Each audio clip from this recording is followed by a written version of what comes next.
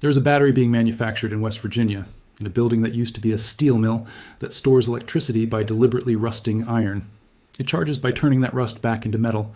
It costs a fraction of what lithium costs per unit of energy, and it can discharge for 100 hours straight. 100 hours? Not 4. 4 is what your grid-scale lithium installation gives you. And 4 hours is enough for an evening peak and completely useless for a still cloudy week in January. And before we go a step further, one honest thing, because the title says obsolete, and I am not going to leave that hanging. This does not replace lithium. It cannot, and it is not trying to. What it replaces is lithium's biggest limitation, which is duration, and those are genuinely different jobs. I will give you the arithmetic properly, including the number where iron loses badly, because that number is the whole reason both technologies exist. If you are enjoying videos like this, hit the like button because these take a great deal of work to put together, and subscribe so you do not miss what is coming next. Let me start with the reaction, because it is the strangest part of this, and it is sitting on everything you own. Rust is the enemy. It is the thing that destroys cars, bridges, tools, ships, fences, and gates. Enormous industries exist purely to fight it. Paint, galvanizing, stainless alloys, sacrificial anodes, cathodic protection, and the entire trade of maintaining anything made of steel that lives outdoors. Estimates of what corrosion costs the world economy run into the trillions of dollars annually. It is one of the great slow taxes on civilization, and every one of us has spent our lives quietly trying to prevent it. And one American company looked at that reaction and asked a question nobody had taken seriously enough. What if you let it happen on purpose and caught the energy on the way through? Because rusting is not passive decay. It is a chemical reaction, and reactions release energy. When iron combines with oxygen, it gives up electrons. And if you arrange things correctly, those electrons do not simply dissipate as they do on a garden gate. They travel out through a wire. That is a battery. Iron on one side, oxygen from the air on the other, and current flowing between them. That part has been understood for a very long time. Iron-air chemistry was researched seriously in the 1970s during the oil crisis, when everybody was looking at alternatives to everything. And it was not a fringe effort. Work went on at national laboratories and at major industrial research groups. And the target then was electric vehicles, because that was the problem everybody was trying to solve when petrol suddenly became a strategic anxiety, which is precisely why it failed. For a car, you need energy density above almost everything else because you are carrying the battery with you, and every kilogram costs you range. Iron air is heavy and it is bulky, and against that requirement, it was never going to win. So the research produced solid science, demonstrated that the chemistry worked, and then hit a wall that had nothing to do with whether the reaction functioned. It was simply aimed at the wrong application, and when oil prices came down, the funding went with them. The paper stayed in the literature. The chemistry did not change. What sat in a filing cabinet for 4 decades was a battery that was too heavy for the job it had been assigned. And it was set aside, for reasons I will come back to, because they are the same reasons it has honest limitations today. What changed is not the chemistry. What changed is that somebody found the specific job this chemistry is genuinely the best answer for, and that job did not exist 40 years ago. Now, how the machine actually works, in plain terms, inside each cell there are iron electrodes sitting in a water-based electrolyte, and the other electrode is exposed to ordinary air. When the battery discharges, oxygen from that air reacts with the iron, and the iron rusts. Electrons released by that reaction flow out through the circuit as electricity, and the iron gradually converts into iron oxide. When you charge it, you push current back in, and the reaction runs backwards. The oxide gives up its oxygen, which is released back into the air, and the metal reforms. Rust it, unrust it, over and over thousands of times. The materials are iron, water, and air. That is genuinely the list. There is no lithium, no cobalt, no nickel, no rare earth, and no organic solvent. That last item on the list deserves more attention than it usually gets, because it is the reason lithium installations require the safety engineering they do. A lithium cell contains a flammable organic electrolyte, and it stores a great deal of energy in a small space. If a cell is damaged, overcharged, or manufactured with a defect, it can enter what engineers call thermal runaway. The cell heats itself, which accelerates the reaction, which produces more heat in a loop. Those fires are notoriously difficult to extinguish because the cell supplies its own oxidizer, and grid-scale lithium installations are consequently built with fire suppression systems, spacing requirements, and thermal monitoring. There have been well-publicized fires at battery storage facilities, and they shape how and where those facilities can be sited. An iron-air battery contains iron, water, and air. There is nothing in it to burn. Puncture one and water comes out. That is not a marketing point. It is a siting point, and siting is one of the hardest parts of building anything near a city. A storage facility that cannot catch fire is a facility that can go in places a lithium installation cannot, and it changes what a permitting conversation looks like. Which brings me to the part that is not chemistry at all, and it may matter more than the chemistry does. Think about where a lithium battery actually comes from. Lithium is extracted from brine operations in the Atacama Desert in Chile, where mineral-rich water is pumped into vast evaporation ponds and left for months in one of the driest inhabited places on Earth, and from hard rock mines in Western Australia. Cobalt comes overwhelmingly from the Democratic Republic of Congo. Nickel comes from Indonesia and a handful of other producers. The refining and cell manufacturing is concentrated heavily in China and South Korea. So every grid battery installed in America today sits at the end of a supply chain that crosses several oceans and depends on the political stability of a specific handful of countries. Now consider iron. Iron is the fourth most abundant element in the Earth's crust. It is the metal on which industrial civilization was built, and it is produced in enormous quantities, domestically, in the United States, and in essentially every industrialized country. The United States has iron ore, it has steel infrastructure, and it has the industrial base to work it. That is why the location of the factory is not a coincidence, and it is not a marketing story. Form Energy is building these batteries at a facility in Weirton, West Virginia, on the site of a former steel mill. Weirton Steel employed thousands of people for generations, and its decline is part of the story of what happened to American heavy industry through the latter part of the 20th century. So a battery made of iron, intended to store power for the American grid, is being manufactured in a steel town, in a building where steel used to be made, by a workforce in a region that was gutted when that industry left. If you were writing that as fiction, an editor would tell you it was too neat. Now let me give you the number that makes this technology worth a video, because it is the whole argument. Grid-scale lithium batteries are typically built for around 4 hours of discharge at their rated power. That is a design decision rather than a limitation of the chemistry, and it is driven by cost. Lithium is expensive per unit of energy stored, so you build enough to cover the expensive evening peak and no more. 4 hours is genuinely useful. It shifts solar generation from the afternoon into the evening. It covers the peak when everybody arrives home, and it stabilizes the grid moment to moment. And 4 hours is completely inadequate for the thing that actually frightens grid operators. Consider a week in January in the upper Midwest. Heavy cloud, so solar output collapses. A high-pressure system sits over the region, so the wind drops. It is genuinely cold, so demand is at its highest of the year. That is not a hypothetical. Meteorologists have a name for it. In Germany, they call it a Dunkelflaut, which translates roughly as dark doldrums, and it is the single hardest problem in running a grid on renewable generation. 4 hours of storage does nothing for that. Neither does 40 hours. You need multiple days. And you cannot solve it by simply building more lithium, because the cost scales with the energy you store, and storing several days of a region's electricity in lithium would be economically absurd. That is the gap, not power, duration.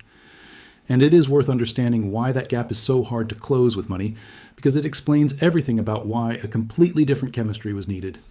A battery installation has two separate costs. There is the cost of power, meaning how fast it can deliver, and there is the cost of energy, meaning how much it can hold. With lithium, the energy cost dominates. Every additional hour of duration means more cells, and cells are the expensive part. So doubling your storage from 4 hours to 8 roughly doubles the price of the installation. Now extend that.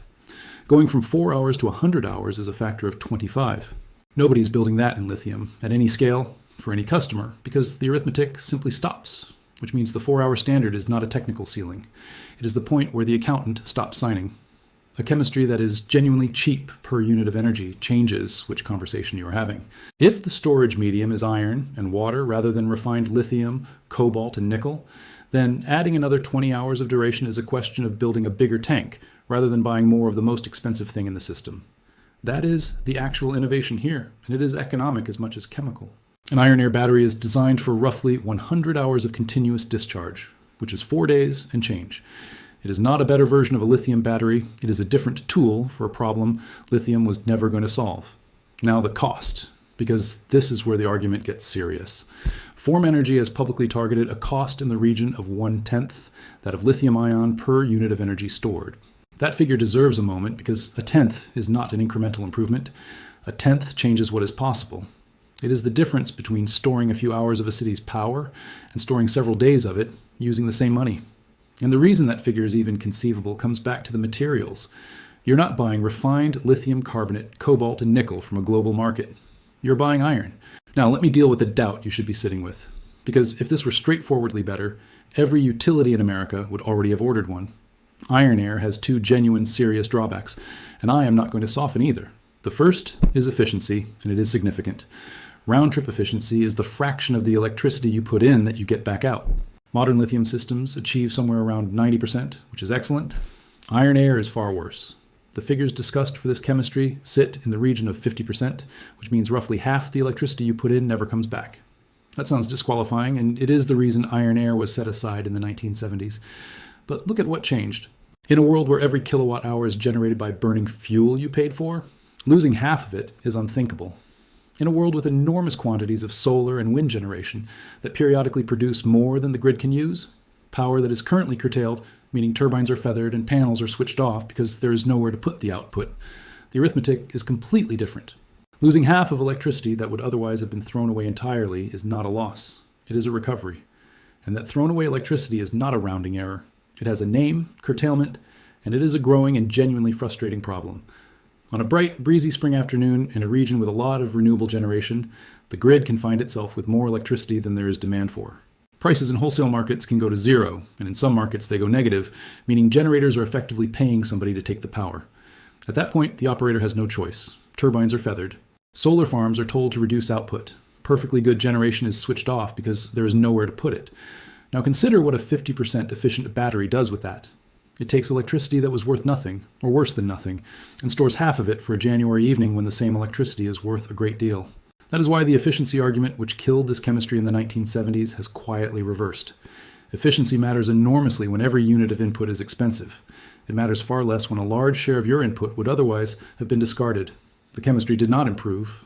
The grid changed underneath it. That is the shift that made a 1970s dead end into a serious proposition, and it did not happen in a laboratory. It happened on the grid. The second drawback is size and weight. Iron air batteries are bulky and heavy for the energy they store. The cells are large, they contain a water-based electrolyte, and installations occupy real acreage, which means this will never be in a car, never be in a phone, and never be in a laptop. Anything that has to move needs energy density, and that is precisely what lithium is superb at. So the honest division is clean. If the energy has to travel, chemistry that is light wins, and that is lithium. If the energy sits in one place for days, chemistry that is cheap and abundant wins, and that is iron. They are not competitors. They are colleagues, and the industry increasingly talks about them that way. Lithium handling the fast, short, daily cycling, and long-duration storage handling the multi-day gaps, which raises the obvious question of whether any of this is real, or whether it is a laboratory promise with a press release attached. That is a fair suspicion, and it is worth answering with specifics. Form Energy is not a research group.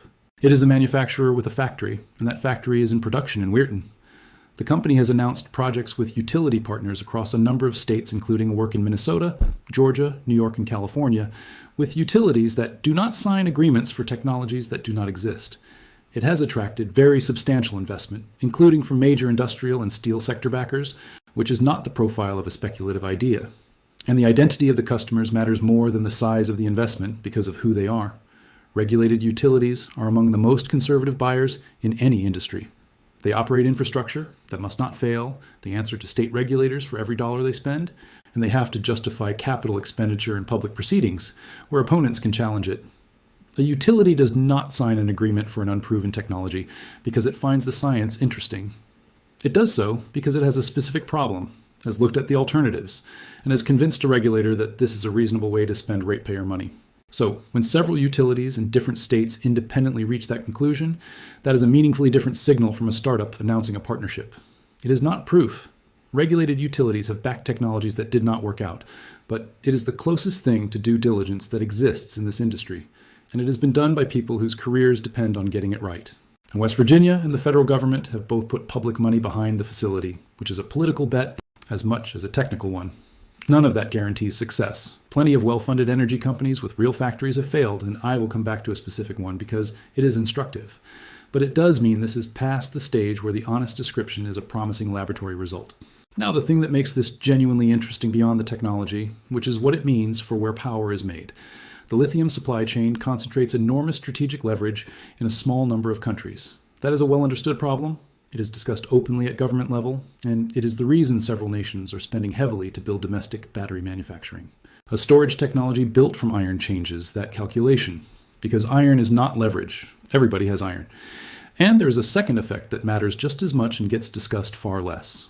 Long-duration storage changes what a grid can be.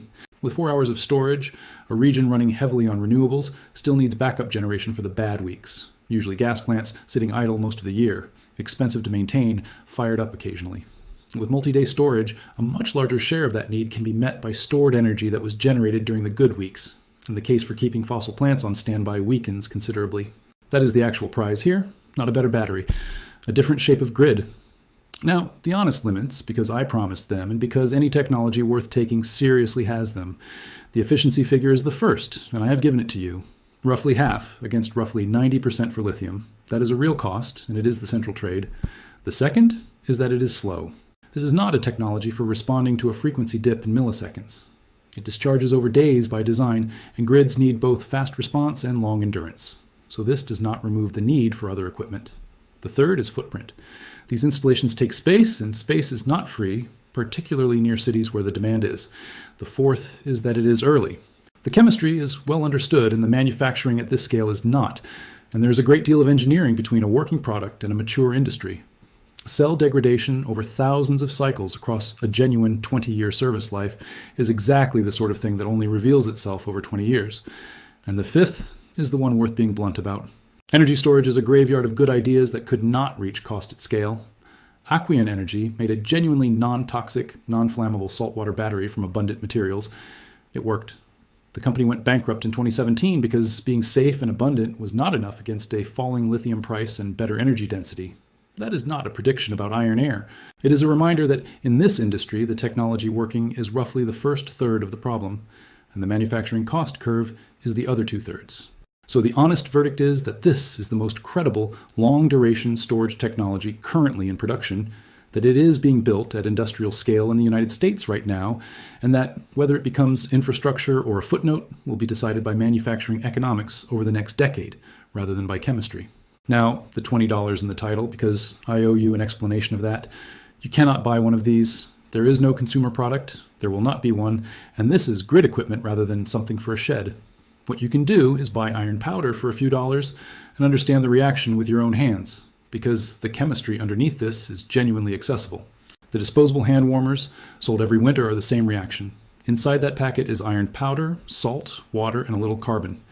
You open the wrapper, air reaches the iron, it oxidizes, and the reaction releases heat for hours. That is rusting, deliberately accelerated, with the energy harvested as warmth instead of electricity. So, if you want to feel what an iron air battery is doing, open a hand warmer and hold it. That is the discharge reaction, running in your palm. And the only difference in the battery is that the electrons are routed through a wire before they get where they were going anyway. For $20, you can buy a box of them and a bag of iron powder and demonstrate the entire principle on a kitchen table, and that is the honest version of the number in the title. Now, sit with the whole shape of this for a moment. For the entire history of industrial civilization, rusting has been the enemy. We have painted, plated, galvanized, alloyed, and coated to stop it.